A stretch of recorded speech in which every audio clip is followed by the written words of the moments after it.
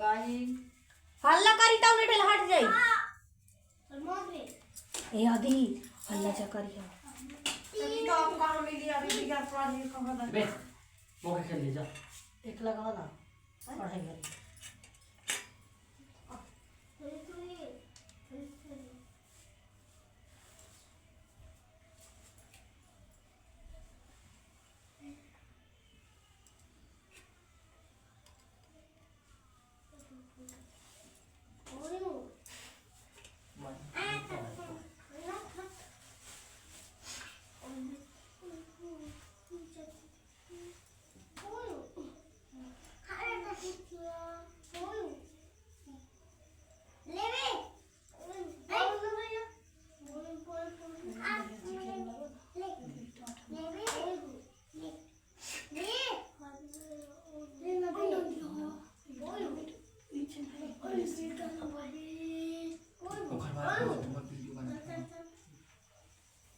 हल्ला जा करिए को आते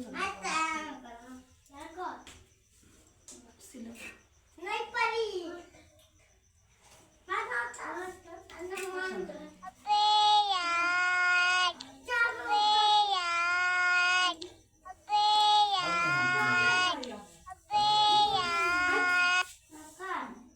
जाओ अरे वादा छीचा का तो जो अपन याद नहीं है मखिरा में भाई तेरा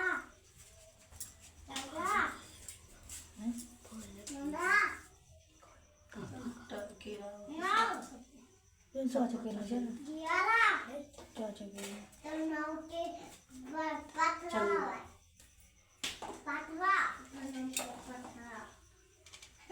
मैं तो चुप पे भगवा रहा हूँ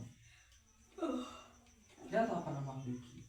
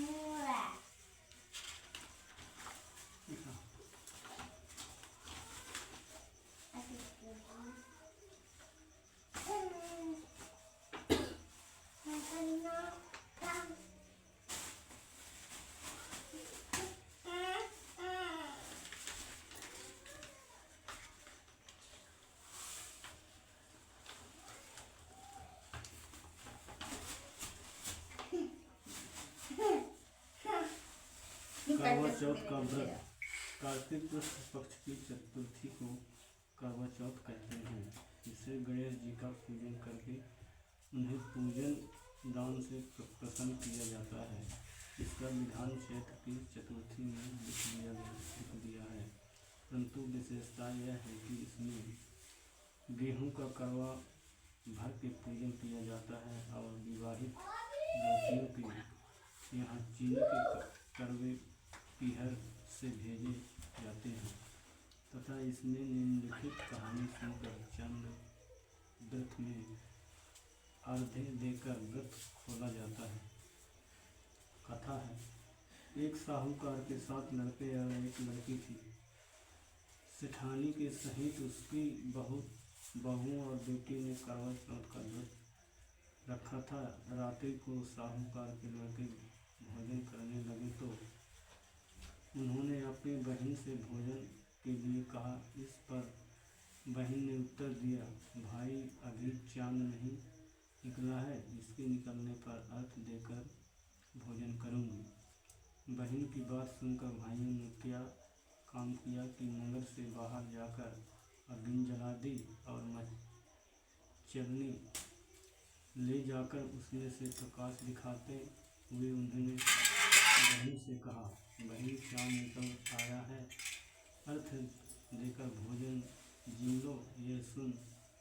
उसने अपनी भाभियों से कहा कि आओ तुम भी चंद्रमा को अर्थ दे लो, परंतु वे इस कांड को जानती थी। उन्होंने कहा भाई जी अभी चांद नहीं निकला, तेरे भाई तेरे से धोखा करते हुए अग्नि का प्रकाश छलनी से दिखा रहे हैं। भाभियों की बात सुनकर भी उसने कुछ ध्यान नहीं दिया। वह भाइयों द्वारा दिखाए प्रकाश को ही अर्थ देकर भोजन कर लिया। इस प्रकार व्रत भंग करने से गणेश जी का उस पर प्रसन्न हो गए। इसके बाद उसका पति सख्त बीमार हो गया और जो कुछ घर में था उसकी बीमारी में लग गया। जब उसे अपने किए हुए दोषों का पता लगाया तो उसने पश्चाताप किया। गणेश जी की प्रार्थना करते हुए विधि विधान से पुनः चतुर्थी का व्रत करना आरंभ कर दिया। श्रद्धानुसार सबका आदर करते हुए सबके आशीर्वाद ग्रहण करने में ही मन को लगा दिया। इस प्रकार उसके श्रद्धा भक्ति सहित कर्म को देखकर भगवान गणेश उस पर प्रसन्न हो गए और उसके पति का जीवन दान देकर उसे आरोग्य करने के पश्चात धन संपत्ति से युक्त कर दिया। इस प्रकार जो कोई छल कपट को त्याग कर श्रद्धा भक्ति से चतुर्थी का व्रत करके वे सब प्रकार से सुखी होते हुए कलेशों से मुक्त हो जाएंगे।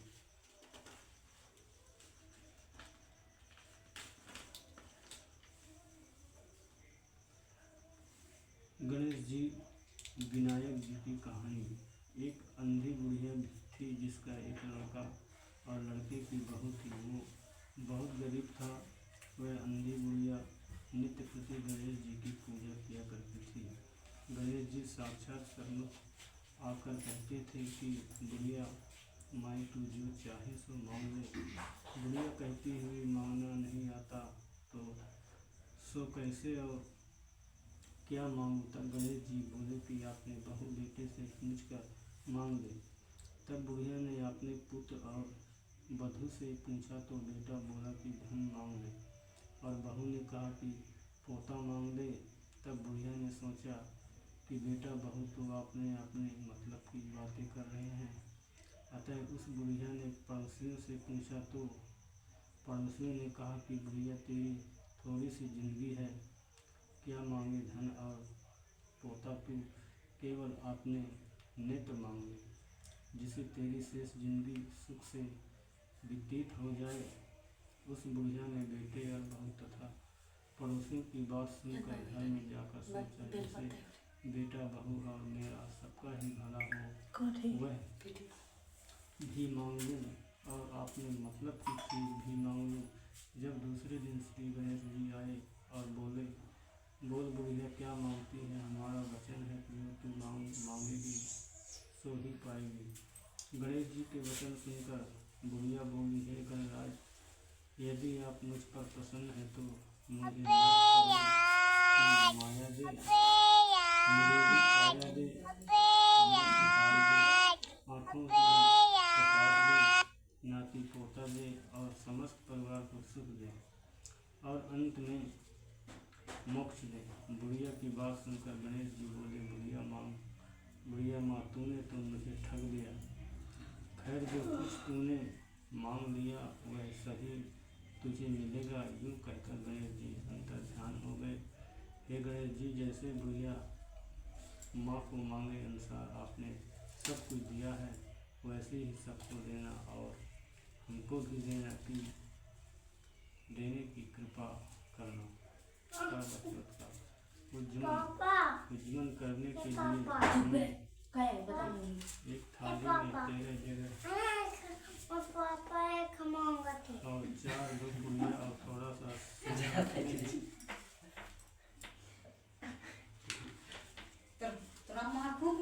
इसके ऊपर एक साड़ी ब्लाउज और ऊपर जितना चाहे अपने उस थाली के चारों ओर रूली चावल से हाथ फेंक कर अपने सासू जी के पाँव लगकर दे देंगे। इसके बाद 13 ब्राह्मणों को भोजन करावे और दक्षिण देकर तथा बिंदी लगाकर पूजन करें। वही 8 अष्टमी व्रत की पूजन की विधि। यह व्रत कार्तिक लगते हैं अष्टमी को किया जाता है। जिस वार को दीपावली होती है अहोई आठे भी उसी वार की पड़ती है। इस व्रत को स्त्रियां ही करती है जिन्हें संतान होती है। बच्चों की माँ दिन भर व्रत रखे। सायंकाल दीवार पर अष्टकोष्ठ की अहोई की पुतली माँ रंग भरकर बनाए। उस पुतली के साथ सई तथा सई के बच्चों का चित्र भी बनाए और छपी हुई अहोई अष्टमी का चित्र मंगवाकर दीवार पर लगाएं तथा उसका पूजन कर सूर्यास्त के बाद अर्थात तारे निकलने पर अहोई माता की पूजा करने से पहले पृथ्वी को पवित्र करके चौक पूर कर एक लोटा जल भरकर एक पटले पर कलश की भक्ति रखकर पूजा करें। अहोई माता प्रातः का पूजन करके माताएं कहानी सुने। पूजा के लिए माताएं पहले से ही एक चांदी की अहोई बनाएं जिसे स्वयं कहते हैं और उसमें चांद की 2 दाने मोती डालवा दें। जिस प्रकार गले में पहनने के हार में पौड़ित लगा होता है उसी की भक्ति चांदी की अहोई डालवा ले और डोरे में चांदी के दाने डलवाए ले। फिर अहोई की रोली चावल दूध व भात से पूजा करें। जल से भरे लौटे पर सतियाँ बना ले। एक कटोरी में हलवा तथा रुपए बयाना निकाल कर रख लें और सदा दाने गेहूँ के लेकर कहानी सुने। कहानी सुनने के बाद अहोई स्वयं की माला गले में पहना लें। जो बनाया निकाल कर रखा था उसे सासू जी के पाँव लगकर आदर पूर्वक उसे दे दें। इसके बाद चंद्रमा को अर्घ देकर स्वयं भोजन करें। दिवाली के बाद छुट्टी शुभ दिन अहोई को गले से उतार कर उसका गुड़ से भोग लगाएं और जल के छींटे देकर समस्त झुकाकर रख दें। जितने बेटे हैं उतनी बार तथा जितने बेटों का विवाह हो गया हो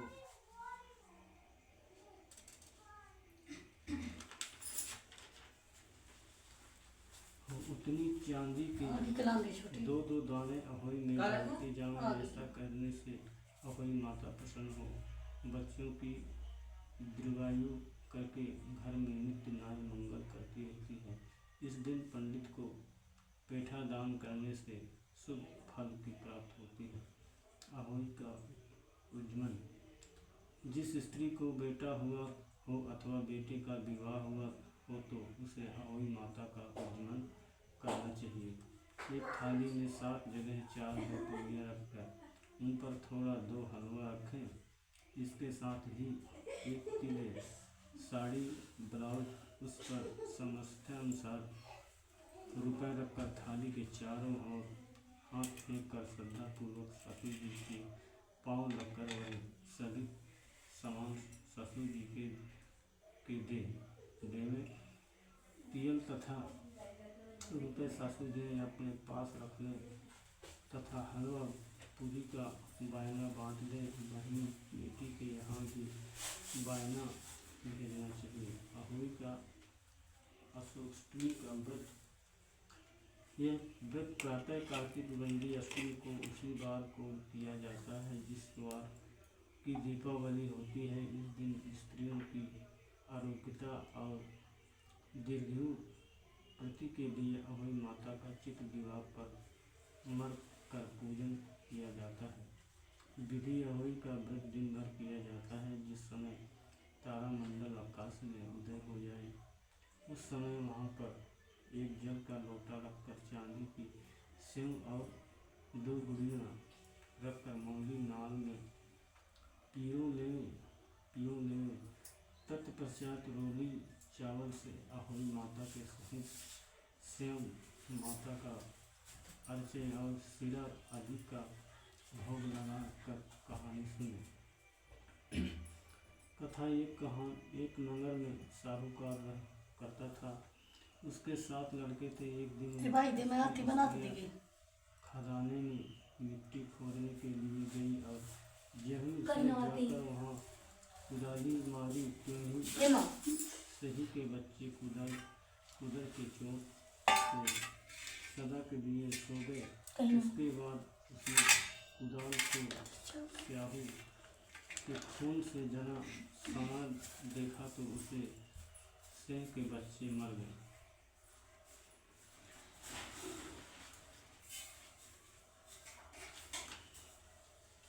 मर जाने से अष्टमी को सातों बहुत अपनी इकलौती ननद के साथ जंगल में खदान में मिट्टी खोद रही थी। वही स्याहू सिंह की मांग थी। मिट्टी खोदने समय ननद के हाथ से सिंह का बच्चा मर गया। स्याहू माता बोली कि उस मैं तेरी कोख बांधूंगी। तब ननद अपनी सातों भाइयों से बोली कि तुम में से मेरे बदले कोई अपनी कोख बांध ले। सब भाभियों ने अपने कोख बांधवाने से इनकार कर दिया, परंतु छोटी भाभी सोचने लगी कि यदि मैं कोख नहीं बांधूंगी तो ससुर ने नाराज होंगी। ऐसा विचार कर ननद के बदले में छोटी भाभी ने अपनी कोख बनवा ली। इसके बाद जब उसे जो लड़का होता तो 7 दिन बाद मर जाता। एक दिन उसने पंडित को बुलवाकर पूछा, मेरी संतान 7वें दिन क्यों मर जाती है? तब पंडित ने कहा कि तुम सुराही गाय की पूजा करो। सुराही गाय शिव माता की भाईली है, वह तेरी कोख छोड़ तब तेरा बच्चा जिएगा। इसके बाद से वह बहू प्रातःकाल उठकर चुपचाप सुराही गाय के नीचे सफाई आदि कर जाती। गौ माता बोली कि आजकल कौन मेरी सेवा कर रहा है, सो आज देखूंगी। गौ माता खूब तड़के उठी। क्या देखती है कि एक साहूकार के बेटे की बहू उसके नीचे सफाई आदि कर रही है। गौ माता उसे बोली, क्या मांगती है? तब साहूकार की बहू बोली कि शिव माता तुम्हारी भाईली है और उसने मेरी कोख बांध रखी है, सो मेरी कोख खुलवा दो।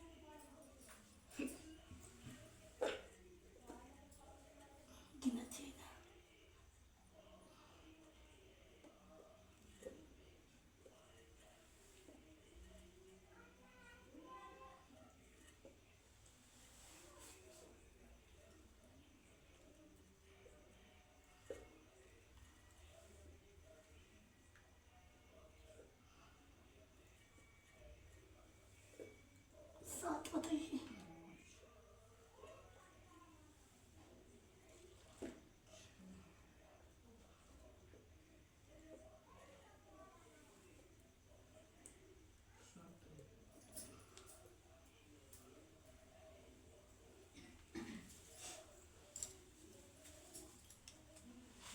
पलाओ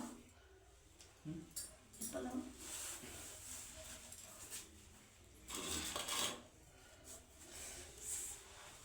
जल्दी चल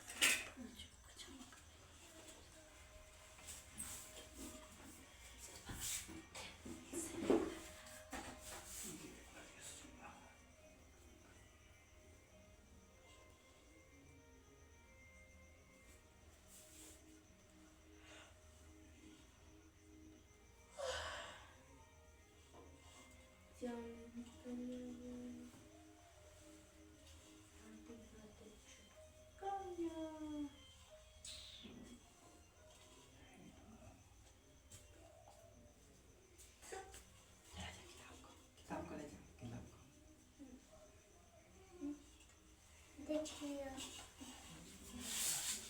मतलब अब भैया की मैं दिखवाता हूँ।